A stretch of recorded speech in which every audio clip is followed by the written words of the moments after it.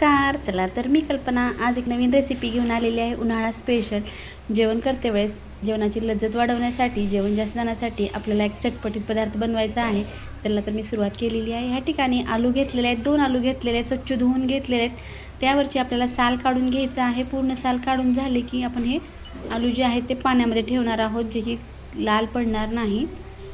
पाण्यात ठेवून घेतलं की नंतर आपण अगदी सुरीने आपल्याला होईल तितकं, आपण जास्त पण आपल्याला पातळ कापायचं नाही, अगदी थोडंसं जाडसर ठेवून आपण एक कट करून घेणार आहोत.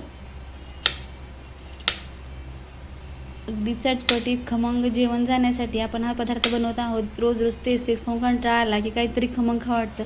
अगदी मुलांनाच काय मोठ्यांनाही आवडणारा पदार्थ आहे. घरच्या घरी आपण साध्या पद्धतीनं हॉटेल स्टाईल आपण हा आलू मसाला बनवत आहोत.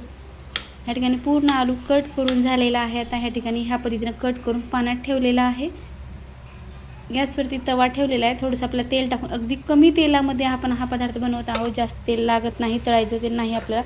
कमी तेलात आपण चटपटीत अगदी जेवण करते वेळेस 5 मिनिट अगोदर जर आपण हे केलं तर आपल्याला जेवणासोबत खाण्यासाठी तयार होते. अगदी 2 चमचे तेल टाकून घेतलेले आहे. त्यामध्ये जे आपण आलूचे काप करून घेतलेले आहेत ते पूर्ण तव्यावरती ह्या पद्धतीने ठेवून घ्यायचं आहे आणि तेल हे सगळीकडे पोहोचेल ह्या पद्धतीनं आलूचे जे काप करून घेतलेले आहेत त्या आलूला पूर्ण तेल लागल ह्या पद्धतीनं आपल्याला थोडंसं तवा असं फिरवून घ्यायचं आहे आणि सगळीकडे आपल्याला हे तेल असंच फिरवून घ्यायचं आहे.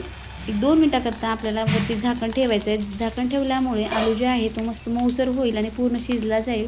त्यामुळे झाकण ठेवून घेतलेलं आहे आणि खालून क्रिस्पी पण झालेले आहेत. अगदी मस्त खाण्यासाठी अगदी चटपटीत. आता पूर्ण आपण हे जे काप आहे ते उलट्या साईडने टाकून घेणार. एक साईडनं मस्त फ्राय झालेले आहेत, दुसऱ्या साईडनं आपल्याला ह्याच पद्धतीनं फ्राय करून घ्यायचं आहे. अगदी कुरकुरीत क्रंची झालेले आहेत. आता हे ह्यावरतून आपल्याला थोडासा आता मसाला टाकून घ्यायचा आहे. आता हे पूर्ण व्यवस्थित तयार झालेले आहेत. आपल्या प्लेटमध्ये काढून घ्यायचं आहे. प्लेटमध्ये काढून घेतलं की वरतून आपण काही मसाले टाकून घेणार आहोत. आता ह्यावरतून आपण थोडंसं लाल तिखट टाकलेलं आहे, थोडंसं मीठ टाकून घ्यायचं आहे.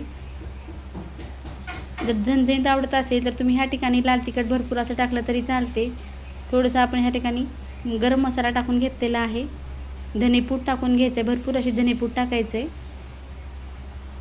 वरतून भरपूर असा चाट मसाला टाकून घेतलेला आहे. चाट मसाला टाकल्यामुळे टेस्ट खूप छान येते. चटपटीत आपला आलू मसाला तयार झालेला आहे खाण्यासाठी. नक्की ट्राय करून पहा. केल्यानंतर कमेंटमध्ये सांगायला विसरू नका की आलू मसाला हा कसा झाला आहे. व्हिडिओ पाहिल्याबद्दल धन्यवाद. पुन्हा भेटूया नवीन रेसिपीसोबत.